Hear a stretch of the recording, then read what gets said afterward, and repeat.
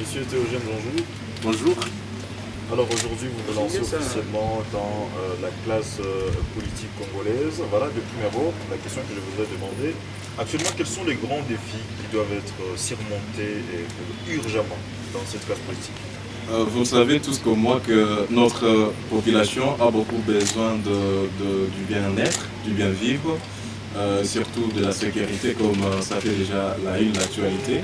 Alors bien sûr nous nous y lançons pour essayer un peu d'apporter notre pierre à l'édifice en fait, de relever le défi en fait. Et quelles ont été vos plus grandes motivations? Tout d'abord, permettez-moi de me présenter. Je suis Théogène Koundié, jeune de Goma, voilà, activiste pour la paix et aujourd'hui je me lance dans la politique. Mes motivations sont telles que notre pays a besoin d'une nouvelle classe politique et des deux, la jeunesse constitue, vous le savez avec moi, pas moins de 75% déjà de la force vive de notre pays et de la population.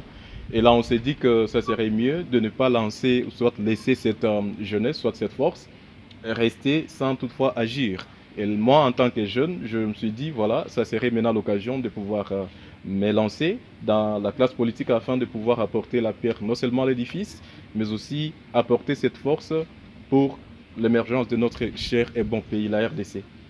Eugène, cela va faire au moins un mois que Bounaga a été équipé par le M23 et pendant ce temps, le Rwanda nie toujours son implication et son occupation du territoire congolais. Je ne sais pas, qu'est-ce que vous pouvez dire par rapport à cette situation? Oui, absolument. Vous le savez tous, nous le lisons tous dans les médias, qu'il y a toujours, bien sûr, malheureusement, nous sommes tous désolés et ça nous écœure tous en tant que Congolais de voir qu'une partie de notre pays est occupée par un groupe terroriste qui a été bien sûr identifié.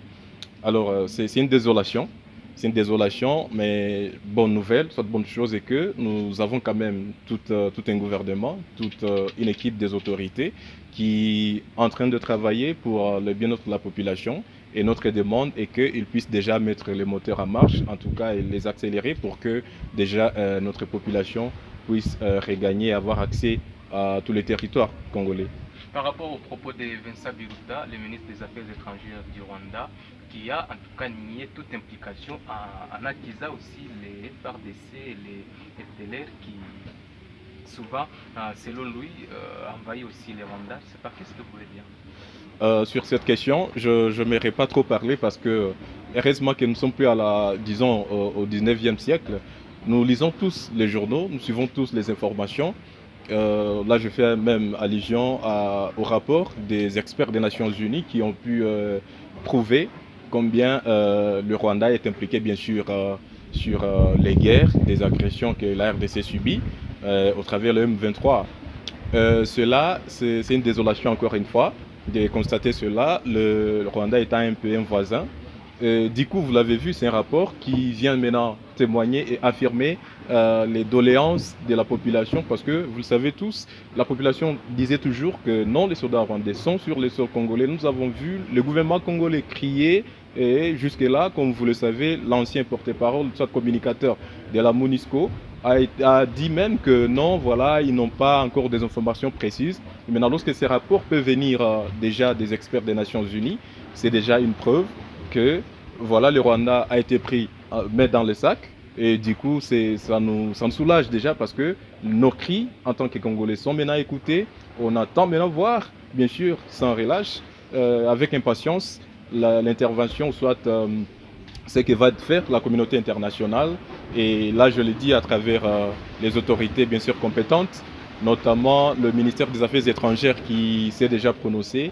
Et là, je pense que nous attendons tous en tant que Congolais les positionnements, soit la position de la communauté internationale sur la question.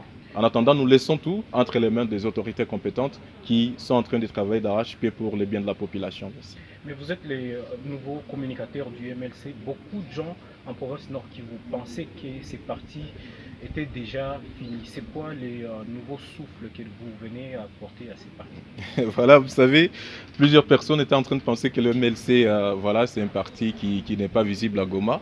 Chose, voilà, chose parlante.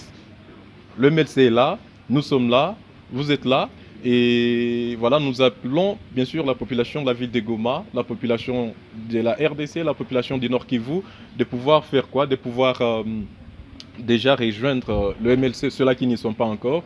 En tout cas, ceux-là qui peuvent dire que le MLC n'existait pas. Le MLC est là, le MLC c'est un grand parti, c'est un parti État qui regroupe beaucoup de militants, qui regroupe beaucoup de cadres, et bien sûr qui se trouve bien sûr dans notre ville de Goma. Et nous sommes en train de faire des adhésions massives où il y a déjà plusieurs cadres qui sont dans notre cher et bon parti, bien sûr pour pouvoir apporter la pierre à l'édifice de notre cher et bon pays. Plusieurs années sans que Jean-Pierre Bemba ne foule les sols Gomatratien ou en province du Nord Kivu, quel est le message qu'il vient lancer à la population?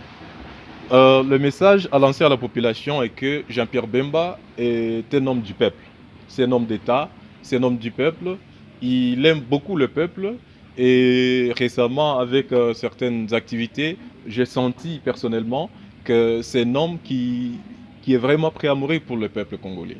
Et du coup, je pense qu'il va déjà faire son entrée. Il a déjà commencé sa tournée pour pouvoir palper les soucis, les problèmes de la population, afin de pouvoir contribuer et les porter haut et trouver les solutions.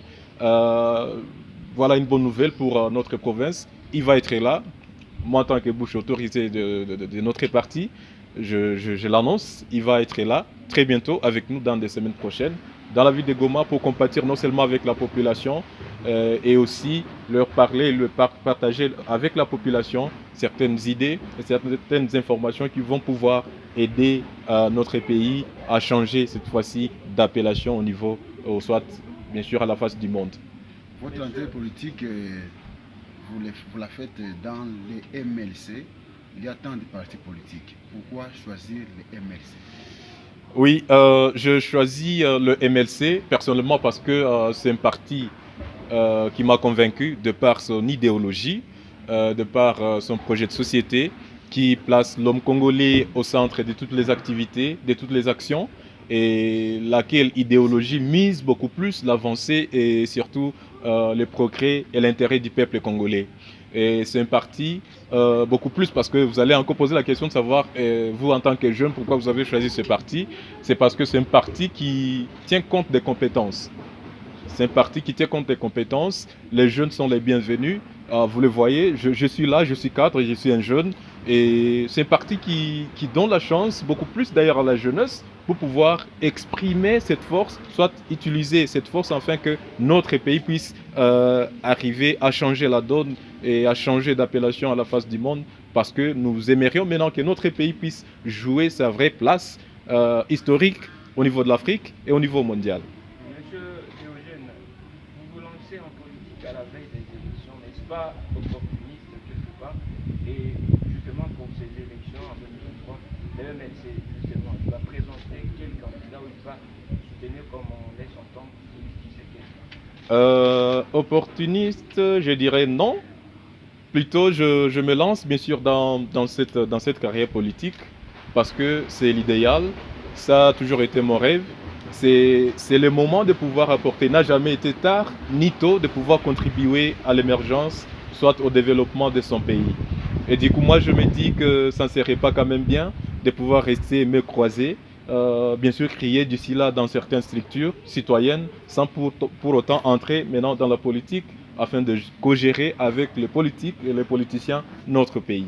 Le MLC, c'est un parti État, comme je l'ai dit tantôt, c'est un parti très organisé. Le moment venu, vous saurez les candidats à pouvoir présenter. Merci. Katika Kiswahili.